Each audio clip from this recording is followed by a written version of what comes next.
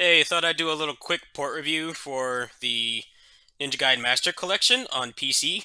I did get the game on Switch thanks to my YouTube money, so um, I'm not going to be editing that in here.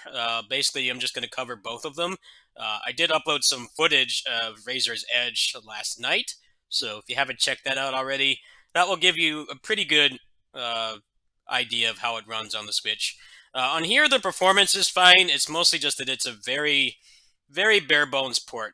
You guys can't see this right now, but the game does not boot in full screen. You can't even change the resolution. There are basically no options whatsoever. You have to go up to the window and maximize it to get full screen. So these are all the options you have. You have almost nothing. You can't even use the keyboard at all. You can't change the resolution. You have to change it through a launch parameter through Steam. The keyboard does not work at all. It's about as bare bones as it gets, but once you get into the game itself, the games themselves are fine. The one caveat is that it is hard capped at 60 FPS. These are all pretty old games. Even Razor's Edge is going to be about a decade old. Actually, it basically is a decade old when you consider that the original game was 2011. So, you know, the game logic is probably tied to the frame rate. Not a whole lot that can be done there, but it definitely is disappointing considering that they did uncap things for Neo 2.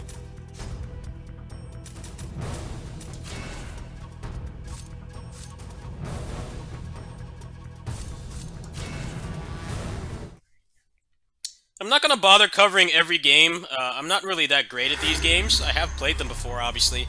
The only game I've actually finished all the way through is Vanilla Ninja Gaiden 2, way back on the 360. I never actually finished the Sigma game before. I never finished Razor's Edge either.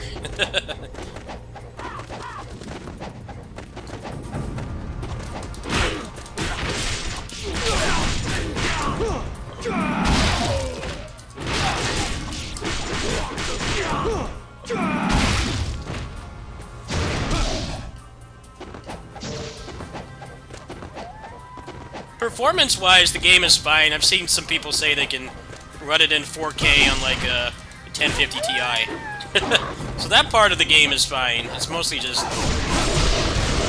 how bare bones it is. It's not really an excuse for how little it features.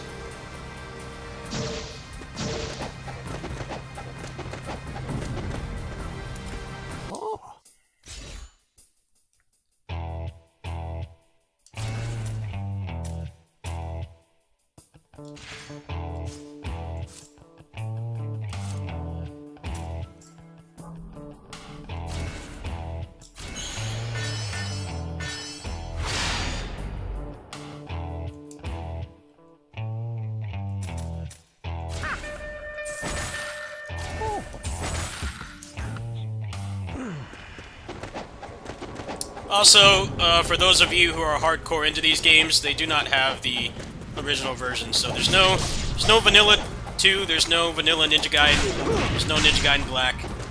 Apparently they lost the source code, which is baffling. Well, what can you do?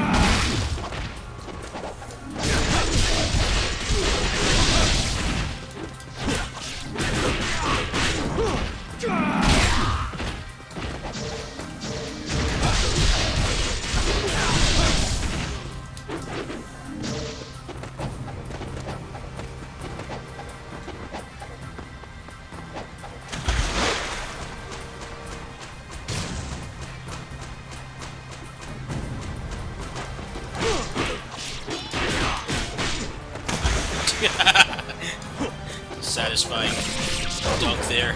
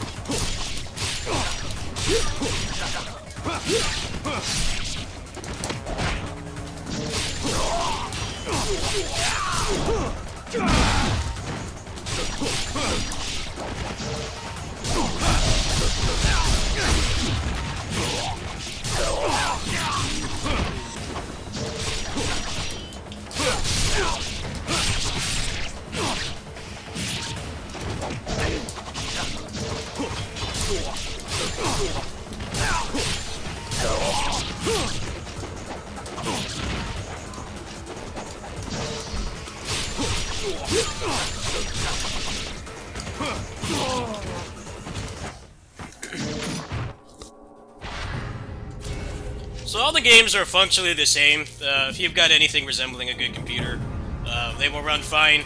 However, it seems like it's probably better to just get them on console, because the port doesn't really offer much of anything. Apparently, some people are saying it runs at 4K on PS5, but obviously I don't have one, so I can't verify that. They're very bare-bones ports. I mean, it's nice that the games are on PC. That means that they will survive until the end of time. They're not going to become obsolete like a lot of other remasters do that get stuck on console. But right now, there's no mods or cool cheat engine tables or anything, so you don't really even have that advantage either. The Switch version, for what it's worth, the games run pretty well. I played a couple hours of both Sigma 2 and Razor's Edge. It definitely does not maintain 60 FPS. There is dynamic resolution scaling, which means that the resolution will get pretty grainy when there's a lot of action. There definitely are some heavy areas where it runs like crap. You may remember Vanilla Ninja Gaiden 2, they had the epic staircase fight that ran at like 15 FPS. Sometimes that will happen. My Switch is not in the best shape. It hasn't... it's been through hell and back. It's a launch model. I don't know if there's anything wrong with mine in particular. It does seem to be worse on my end than other videos I've seen. But if you don't have a gaming PC and you're away from home a lot, the Switch version is more than playable. I mean, it's pretty much on par with how it was on the other versions. It's just it has the dynamic resolution scaling. And that can bother some people. Some people can't look at a very blurry image for long periods of time. It can disorient their eyes or make them sick or whatever. The frame rate is relatively stable. It mostly drops during really heavy moments and when you do like obliteration techniques and stuff, but you're not even controlling the character at that point, so it doesn't really matter. Overall, it seems like console version would be the best for just ease of use. You know, you actually can exit out of the game without going all the way out. The keyboard does not work at all. They are not kidding when they say that the game does not support a keyboard. You can't even Alt F4. You have to go through like 3 menus to exit the game. I don't know if they'll patch it. I mean, the Neo 2 port is pretty good, but it had a lot of issues at launch too. I had that pre-launch. It didn't have DLSS support. A lot of the graphics options were not working and stuff. So I don't know if they'll give this port that kind of care, but it's really your call. They're all pretty much fine. I know the console versions run fine from what I've heard. You only want to have access to a Switch. That's obviously going to be the worst performing one, but it runs better than a lot of other games like that on the console. And honestly, the fact that you can have DMC 3, Bayonetta 1 and 2, and all the Ninja Gaiden games on Switch is too awesome to pass up, if you ask me.